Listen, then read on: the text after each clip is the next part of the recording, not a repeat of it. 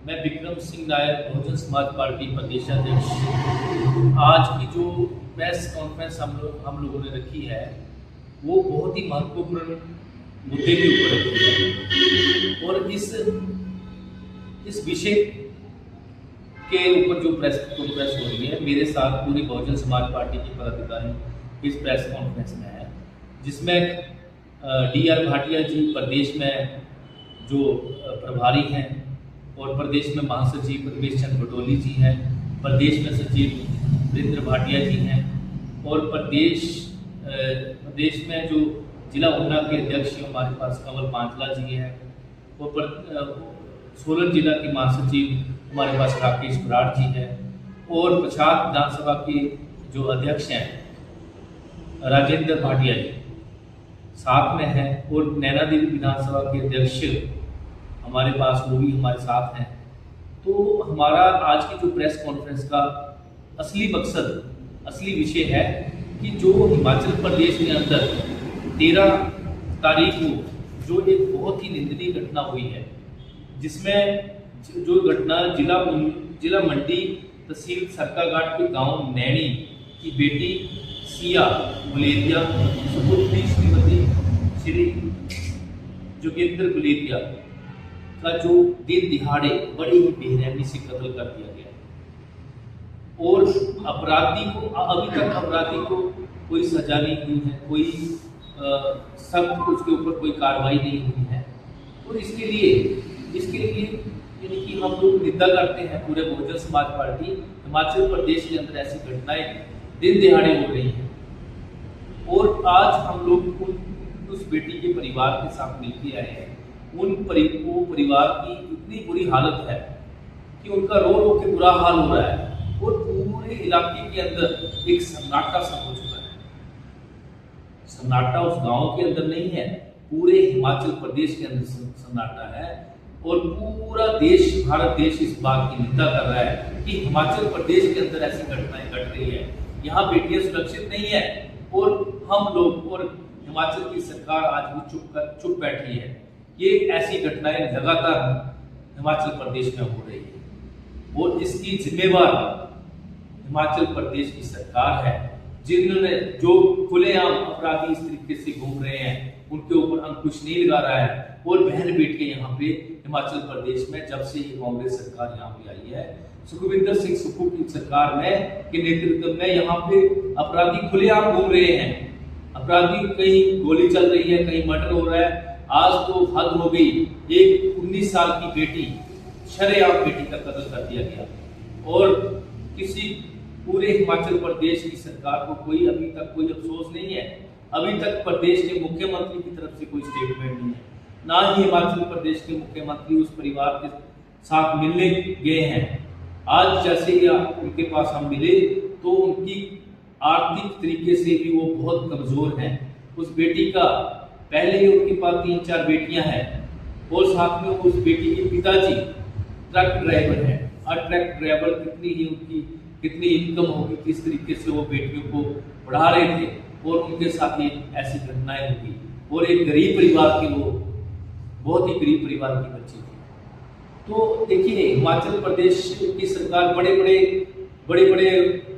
बातें कर रही है, बड़ी लोगों को लुभा रही है तो कि हमने हिमाचल प्रदेश के लोगों के लिए ये सुविधाएं दे दी, करप्शन खत्म कर दिया है, नशा खत्म कर दिया है। लेकिन आपके सामने है शरेआम जिस तरीके से बेटी का कत्ल कर दिया गया है। आप हिमाचल प्रदेश के लोग, आप खुद सोचिए कि यदि हिमाचल प्रदेश की सरकार सीरियस होती, ऐसी घटनाएं हिमाचल प्रदेश के अंदर कभी ना होती। पर हिमाचल प्रदेश की सरकार सीरियस नहीं है, ये हिमाचल प्रदेश के लोगों को बेवकूफ बना रही है और जो इन्होंने वादे किए थे, जो ये कमिटमेंट कर रहे हैं कि हमने नशा खत्म कर दिया है, आपके सामने है। नशा चिट्टे का नशा हिमाचल प्रदेश के अंदर लगातार हिमाचल प्रदेश में बढ़ता जा रहा है, कोई अंकुश नहीं है। और बहुत सारे पुलिसकर्मी, प्रशासन के लोग इस चिट्टे के नशे को बेचने में शामिल हैं और बहुत सारे ऐसे अपराधी हैं जो शरेआम चिट्टे का नशा सप्लाई कर रहे हैं। बेटियां बिल्कुल सुरक्षित नहीं है, यहाँ पे और तो और हिमाचल प्रदेश के जो एम्प्लॉयज़ लोग हैं, एम्प्लॉयज़ भी यहाँ सुरक्षित नहीं है। कहीं एम्प्लॉयज़ के ऊपर अटैक हो रहा है, कहीं एम्प्लॉयज़ के ऊपर अत्याचार हो रहा है, कहीं एम्प्लॉयज़ के ऊपर कोई उनके साथ मार कुटाई कर रहा है। अभी कुछ दिन पहले एक देखा गया है कि HRTC के एक ड्राइवर के ऊपर शरेआम उसके ऊपर यानी कि मारपीट की जा रही है और उसकी वीडियो वायरल हो रही है, तो वो भी सुरक्षित नहीं है। कहाँ है शासन प्रशासन, कहाँ है हिमाचल प्रदेश की कांग्रेस सरकार, कहाँ है इनका अनुशासन? कोई भी कानून व्यवस्था हिमाचल प्रदेश में कांग्रेस सरकार के टाइम में सही तरीके से नहीं चल रही है। लॉ एंड ऑर्डर बिल्कुल हिमाचल प्रदेश के अंदर खत्म हो चुका है। कोई सुरक्षित नहीं है। कोई भी काम हिमाचल प्रदेश की सरकार ढंग से कर नहीं पा रही है। तो हम लोगों की पूरी संवेदना उस बेटी के परिवार के साथ है और हम लोग बहुजन समाज पार्टी के लोग आज उनसे जिस तरीके से मिल के आए हैं और हम लोग तब तक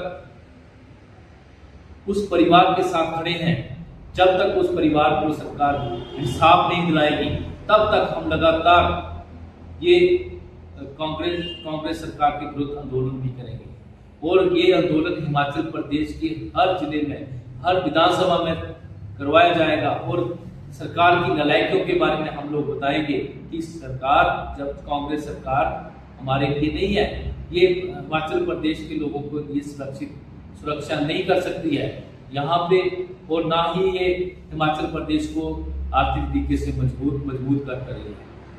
इसलिए हिमाचल प्रदेश के लोगों के साथ, निवासियों के साथ, गरीबों के साथ से एक हम लोगों की गुजारिश है कि इस कांग्रेस सरकार को हम लोगों को जड़ से खत्म करना पड़ेगा और बहुजन समाज पार्टी की सरकार हिमाचल प्रदेश के अंदर स्थापित करनी पड़ेगी।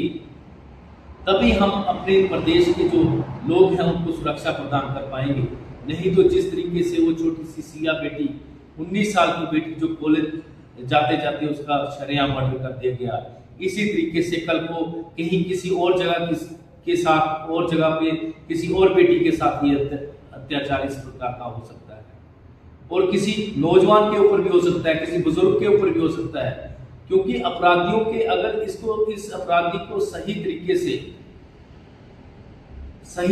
से सजा नहीं मिली, तब अपराधियों के हौसले बढ़ेंगे और बहुत सारे ऐसे अपराध लोग कर सकते हैं।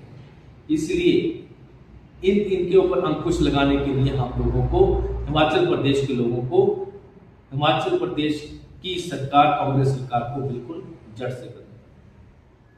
धन्यवाद। जय हिंद।